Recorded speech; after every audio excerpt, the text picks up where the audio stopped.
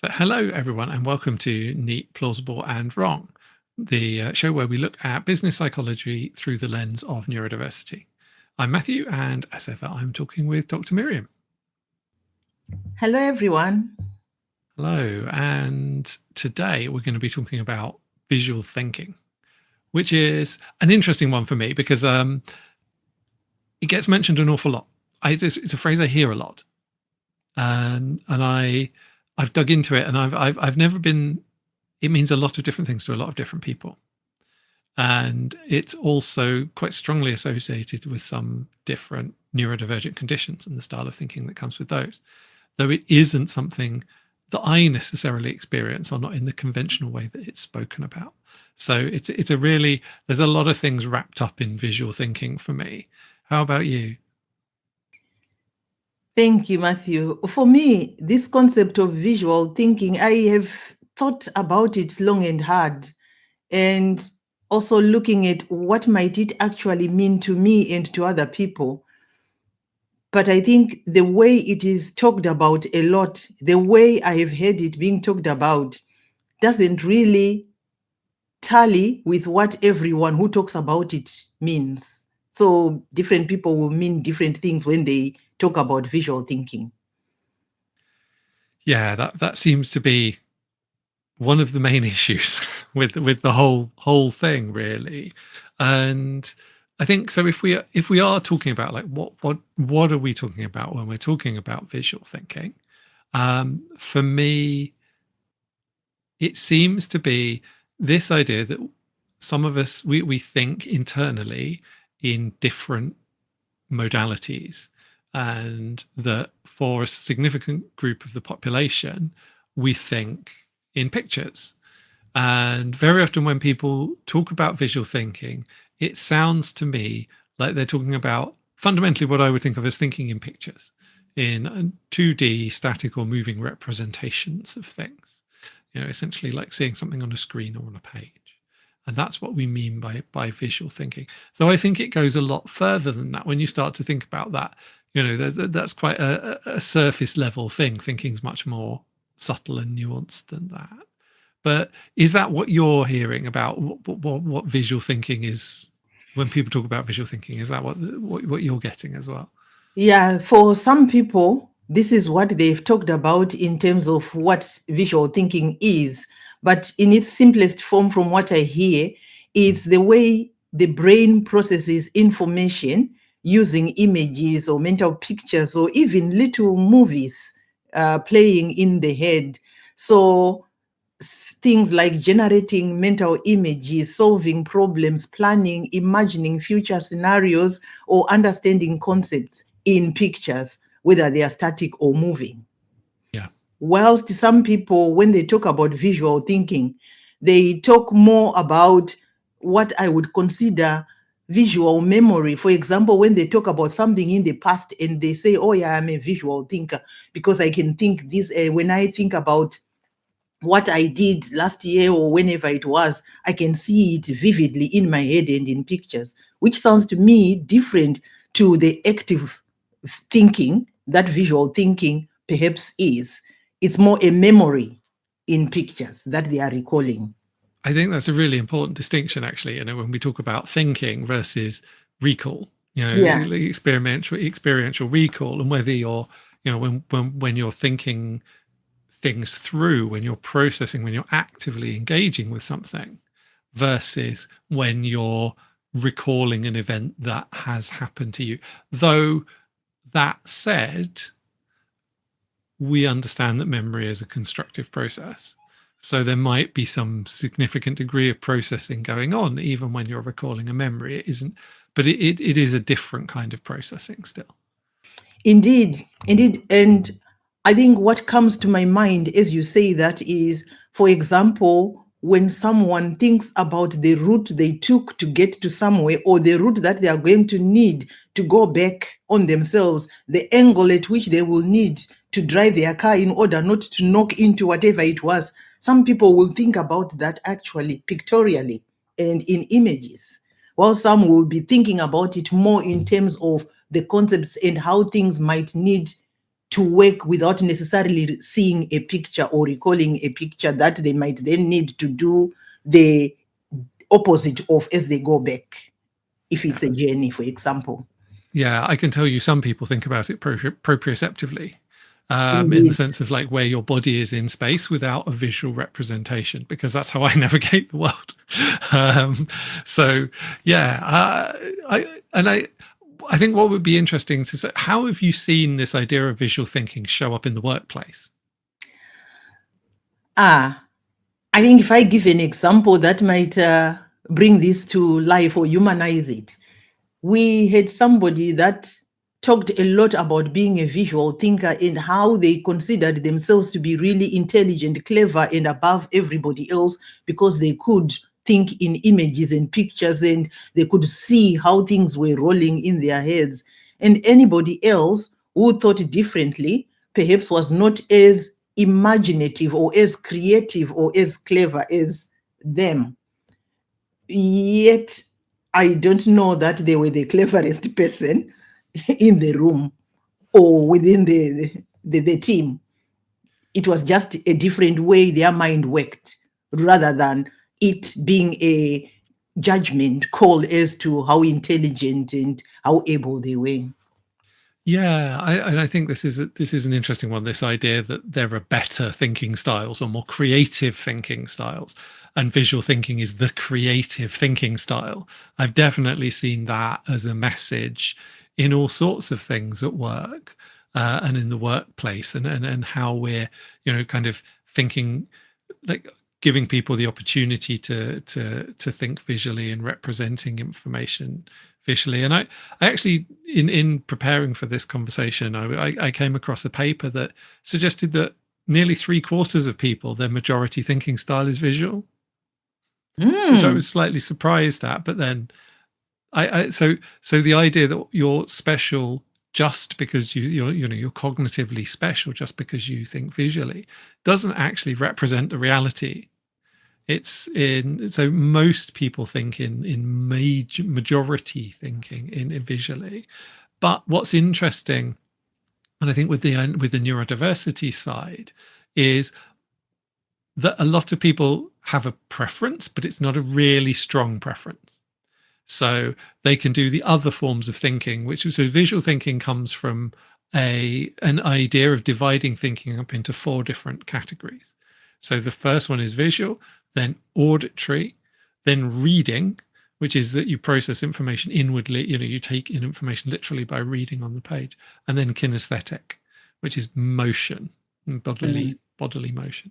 So those are the ways that we all have, and we all have a preference. And it's that the majority of people have a visual preference, and the next greatest is auditory. So those, and in this study, they were testing by basically just giving people the information by these different modalities and seeing which one they remembered stuff best by. So you can see this one was very much recall based rather than processing based, which is interesting. So it's quite hard to do an experiment when you're actually asking people to process information internally in a given way as well. It's quite hard to manage that. But this one was memory based. But that idea that that visual thinking is kind of particularly privileged is an interesting one when it's 2/3 of people. Yeah, and I think the way it became something that was considered superior might have also been a misleading kind of reason from maybe social media, and maybe some representatives that showed themselves as being different to the rest because they could recall and process information in pictures. And then that became something that was considered perhaps superior. The 4 ways in which there are ways of thinking. That's quite interesting because I also came across this, which is quite old. It's more than half a century old. The theory by the Canadian psychologist Pavio, which is the dual coding system, which talks about how people either are visual thinkers or they think in words. So that can be quite limiting. So I am quite pleased that that has been extended and expanded to a few more ways of thinking. Yeah, and I also found even within visual thinking, there's actually two different subtypes that appear to be, and according to the research I found, were actually almost a trade-off with each other. So if you're strong in one subtype, you tend to be relatively weaker in the other subtype. And the first one of those is what they called kind of object thinking, which is very much the 2D, the pictures, the thing that I think when people say visual thinking is the thing that jumps to mind. And the other one was a more spatial 3D style of thinking. And to think spatially, and that, as I say, those two things were a trade-off. And my own experience is that I can think very easily in 3D, but not in 2D. So I don't have the object visualization barely at all, but I'm like spatially, it's actually something I'm quite strong in. So it's interesting to see, even within that, like, oh, okay, I'm a visual thinker. Where does that sit? And a lot of the things I've seen around work, when we talk about visual thinking, we talk very much about this object 2D version. It's all about drawing diagrams. It's all about drawing pictures of things. And that relationship, and what for me is then interesting is none of these really talk about the link between the sensory and the meaning side of things. So there's also a kind of implicit jump between what their sensory quality is, the sound of the thing or the look of the thing, and what the meaning related to that actually is. So we're also not really considering, when we say someone's a visual thinker, how are they linking those visuals to the meaning that we're all putting on things? And I think there's an important diversity angle there, because we might put very different meanings on the same image or the same visual or the same word. Indeed, depending on what that visual or that word stirs up in us and where our emotions and physiological sensations go. I was quite fascinated by this. I don't know whether to promote it to an article, this reading I did, where it was talking about how some people would need movement in order to think. So what kind of thinking is that? That's kinesthetic. It would be kinesthetic. Yeah. What I've also found is some people, when they talk about visual thinking, they are actually talking about how they learn rather than how they think as such. Learning styles.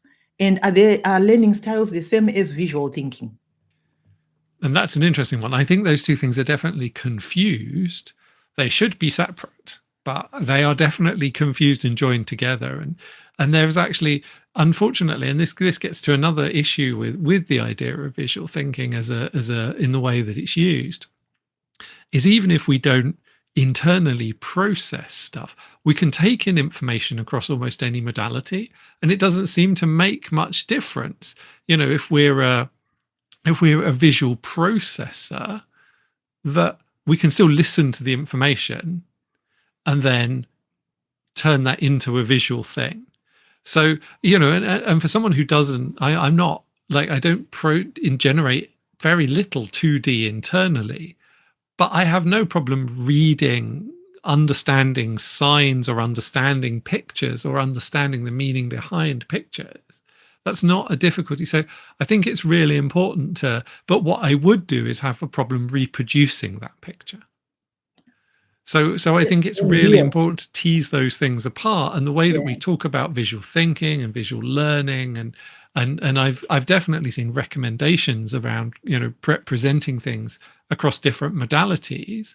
And I don't think that's a huge problem, but neither do I think it's necessarily an insurmountable barrier for the majority of people that things aren't presented, particularly if things aren't presented kinesthetically, as well as being presented visually and auditorily. One thing that I was also quite interested in knowing and finding out about is, if you are a visual thinker, does that mean you will stay a visual thinker, or there are times when that part of you is not as active and another way of thinking is activated a bit more? Does the way of thinking depend on how tired you are? Could it also depend on, for example, in neurodivergent individuals, what kind of state you are left in after the visual thinking and you have had all these images dumped on you by your brain? What that might cause in form of perhaps sensory overload? Might that wipe off the board and you become someone different to a visual thinker? Yeah, that's a really interesting one. And it definitely seems from the research that most people can do all of the forms of thinking to some degree or another. And it's just that we have a preference. Though there is also, it's very hard to work out whether these abilities are fixed as well, or whether they come about, whether we essentially learn them. It's that thing of saying a lot of visual artists are object-based 2D thinkers. That makes sense. But did they have that ability innately when they were, that formed when they were very young? Or did they develop that over time as part of the work that they were doing and part of the work that they were attracted to? Or more realistically, what's the complex relationship between those two different things? But I think that idea of that fixity is definitely a risk with this way. This model of saying, okay, I'm a visual thinker and therefore I'm only going to process this way. And one of the other things I've come across is that certainly in terms of processing, and this is another thing, I think another thing that doesn't get captured in the way of visual thinking is the relationship between internal processing and introverted and extroverted processing. So when people think about those words, I think culturally, we normally think about the sociability, essentially. But sometimes like introverted just means whether you do the thing inside you or whether you do the thing, and extroverted means whether you do the thing outside of you. So if you're working something out cognitively, you're doing some intellectual work, are you doing that inside of you? Do you kind of sit and quietly and process internally? Or do you do something in the outside world? And certainly this is true for a lot of people with ADHD, have quite high levels of extroverted processing, in the sense that to work something out, they'll get it out, but they'll do it in different modalities. And so that could be writing, that could be talking to someone, that could be drawing, that could be whatever. But what's really important to understand is that those different modalities kind of have better access to different areas of thinking, different ways that they can, different associations they can make, and different insights they can draw. So one of the big issues is if you see yourself as just a visual thinker and therefore you only use visual processing, you won't get the advantage of these other forms of processing, which can give you different access to different things. So I think there's a risk there of getting too stuck in one modality and missing out on all of the opportunities that other ones might bring you. As you were saying that, it made me wonder, and it's making me wonder right now whether this is a choice. Can people switch off and switch on what way of thinking they utilize? Or is it something that happens naturally? It's not something you can invite to utilize, or is it? I don't know. I mean, internally, I guess you can choose to, you can intentionally visualize, or you can intentionally imagine things across different modalities. And definitely in external processing, you can choose whether you draw a diagram or you write something or you talk to someone about it. So externally, I think I totally see how that could go. It's the internal part of it, which I don't know whether it's something you choose or you find yourself thinking that way. Yeah, we have some volition, don't we, depending on your ability over like how you think things through, but not necessarily nearly as much. And it's a really good point, how much of this is just being presented to us, and is the way that effectively how much of this is actually processing. When we say visual thinking, we're assuming it's it's the actual processing, and how much of it is just the message. How much of it is your brain's done the thinking and it's giving you the end result visually or auditorily or whatever.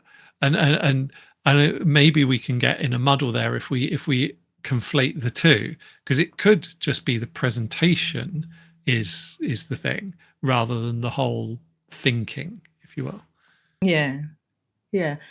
And I guess the question that then people might be thinking about, or something that the people might want to know about or have some clarity on, is around the terms aphantasia and hyperphantasia, what those relate to or what they may not mean. That's one end. The other end that I was thinking about, which is something I've been asked a few times by people, is when I think, do I think in my mother tongue or do I think in English? And what does that make me? What kind of thinker does that make me? And when I see these images, because I also have bits, I think, of visual thinking, but I don't think visual thinking is my only mode. I think it's my secondary, actually. I think a lot in other modes. So when I see these pictures, people then will be thinking or asking me, when you think, is it in your mother tongue? And when you are visually thinking, do you give the images that you are seeing names in English or in your mother tongue? How does it go? I don't know that I've ever been able to answer that really clearly, because when I'm, especially the visual thinking part of it, I don't know that I've given the images a name in a particular language. I've just seen them doing what they do, and I've made sense of them that way without necessarily naming them. And I think it's a really interesting one. And having spoken to a few different bilingual people about this, is so much of it's contextual. So my partner is bilingual, and she thinks in English when she's in Britain and surrounded by English-speaking people, and she thinks in Danish when she's surrounded by Danish-speaking people and in Denmark. And so it's entirely contextual, and she can kind of intentionally swap, but you just adapt. And I think that's one of the ideas that we're, again, and this relates to this idea of visual thinking, and that there really are objects, that those aren't just things that our brain's putting together for convenience and that we're naming to be able to talk about them. These things are much more constructed, actively constructed, and as an ongoing process. So thinking about them as really fixed categories is a bit difficult. It just doesn't represent the way that we often, it might look like it from the outside, but it's not really the way our brains are working. Yeah. Fascinating, really, because what also I've observed is, whilst with certain things, I might think about them, if I am not visually thinking when I'm using perhaps words, I might think about them in English or in Shona being my first language. But most concepts that I know, I've known them in English. Therefore, I don't even think about them in my mother tongue. So, yeah. Yeah, no, it's a really, really, really interesting one, and that the meaning and the fact that, and this links back to this idea of visual thinking and meaning and how, because I think there's an idea that there's something around visual thinking and communication, and how clear the fact that visual thinkers can communicate efficiently because they can create visuals that represent meaning that is legible to everyone. And I think that's definitely something I've seen as a largely as an error. I think it's a really useful tool. Don't get me wrong. I think the idea of being able to think visually and represent information visually is really helpful. But we need to be able to reflect on exactly what the meanings are behind it, and make sense of it across all of the different modalities. It's not separable in the way that when we talk about visual thinking, it feels like. Yeah. And I think if we are thinking just that way, or thinking that a visual thinker who is able to produce information in this way and have images, we then forget about that group that may not be able to process information that way. Some people look at images and the images are meaningless to them. They would prefer perhaps a different way of sense making and therefore thinking. Yeah, absolutely. And it's not that one is better than the other. And I think that's definitely something we've come back to. So before we wrap up, do we want to touch on, is it perhaps as a slightly different way of approaching our own internal experience and talk about aphantasia and hyperphantasia a little bit as well? So these are concepts that I don't know much about as such, besides what I read about in different spaces, and how I've also observed a few of my clients when I have been doing work with them, and you try to do, for example, some grounding techniques that are based on them imagining something, and how this doesn't always work for everyone. And people will tell me sometimes, you know what, I can't see images to imagine them. Therefore, that kind of strategy for me as a grounding strategy doesn't work because I'm blank. My head goes blank. I know what a beach looks like. I know what a safe place might look like when it's drawn on a piece of paper, but in my head, I can't picture that. And I wonder whether that's aphantasia. Yes, and I know a little bit about this because I am aphantasic for visual imagery. So I don't have any real capacity. And when we say aphantasia, like some people would say, I think when it was first discovered, it was discovered through visual imagery. So the first thing we looked at was this idea of, there are some people who just don't have the capacity to really generate internal visual sensory, like put together a sensory impression inside their head. So for me, the way I would describe it, it's like those awful, if I'm asked to imagine something, mine are basically like those postcards that say Brighton at night, which is just black, and that's basically my visual capacity. And for other people, apparently at the other end of the scale, they have a very, very rich capacity for visualization that's as rich and as complex as the input that comes in when their eyes are open, and when they're that they can create incredibly complex visual imagery. And most people are somewhere in between those two extremes.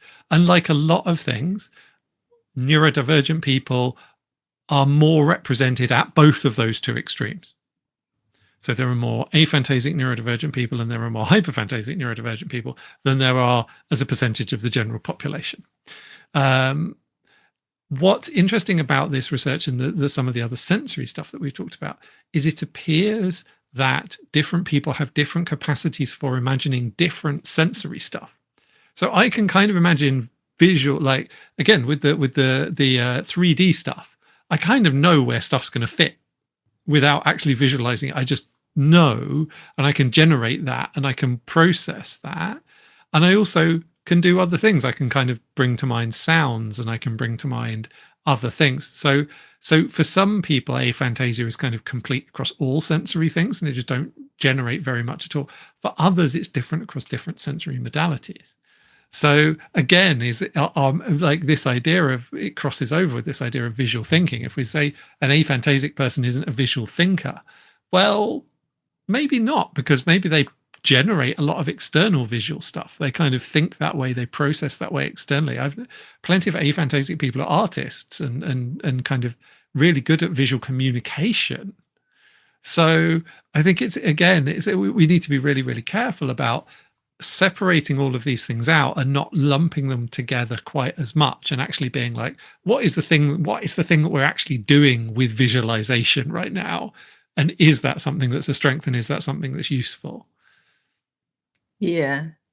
And what I hear from that is, instead of assuming uniformity of ways in which we think, perhaps it's important to think about the multimodal cognition models, and depending also on who it is that we are talking about or thinking about, because one way isn't better than the other. Yeah, absolutely. I think that's the other side of it. Is there are multiple ways to achieve an outcome, and Mm, and and I think the evidence suggests that humans are really quite flexible in how we generate things, the output, and I think we assume if you create something in the outside world, if you say something or if you draw something, whatever, that process, because it looks similar or sounds similar, that process has been the same between two different people. yeah. Whereas the evidence is that we can actually follow quite significantly different pathways to do this. And there's some really interesting brain imaging studies on how we create language. Most people do their language processing on the left-hand side of their brain, kind of around here somewhere, but a significant minority of the people either do it on the opposite side or they do it across both. And so when we're assuming we're producing language, we're doing with slightly different bits of our brain sometimes. And so this feeds, I think you're right, this idea of that we're all doing all of these things and that we can assume that the input and the processing and the output mean that things are all lined up. That we can definitely let that way of thinking go and be much more flexible about all of those different things. Mm, yeah. Yeah. And I think with that way of thinking, then we are not neglecting any one particular way while prioritizing the other Mm, based on some assumptions that perhaps are a little bit flawed. mm, We are absolutely. embodying different ways and utilizing different, models, multimodal cognition models, I guess. Yeah, and I think using them as a lens to understand, and even then they're models.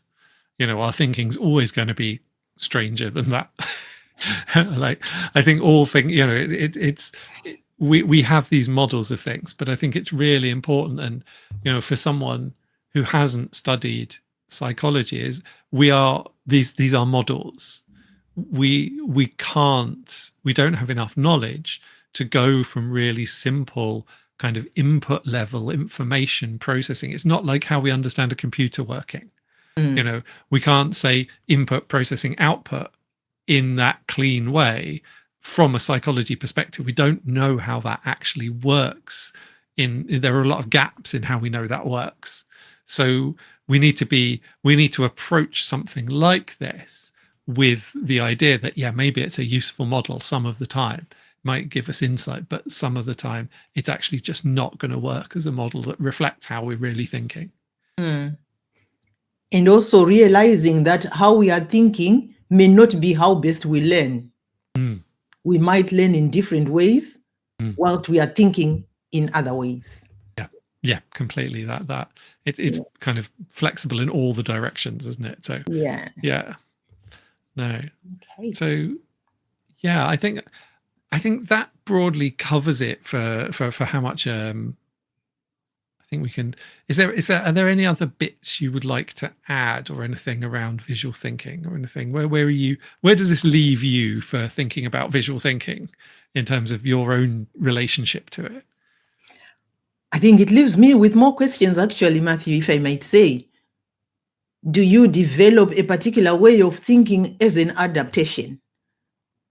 Or is it something that is just there and there's more than one, and depending on what's happening, the context and your internal experiences, which one you might draw on?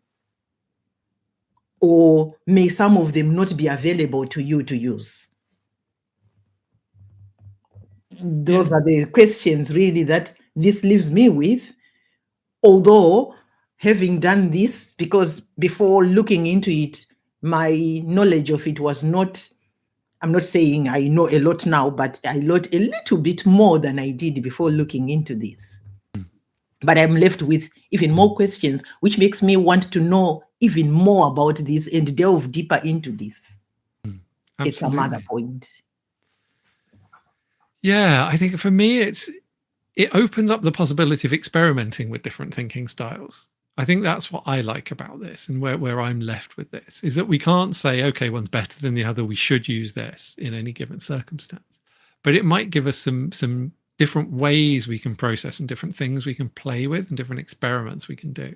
So I think for me, it's thinking about, and personally, you know, I do not identify as a visual thinker, even though, as I've said, strong spatial thinking, and to maybe loosen that up a bit and think, okay, maybe I should play with more visual stuff because it can be useful, it can be helpful.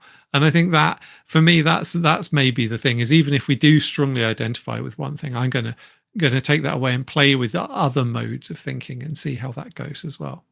Yeah, I think that's a very good idea and helpful. Hopefully. Well, we'll see. maybe we'll talk about it on a future episode, depending on how it goes. But yeah.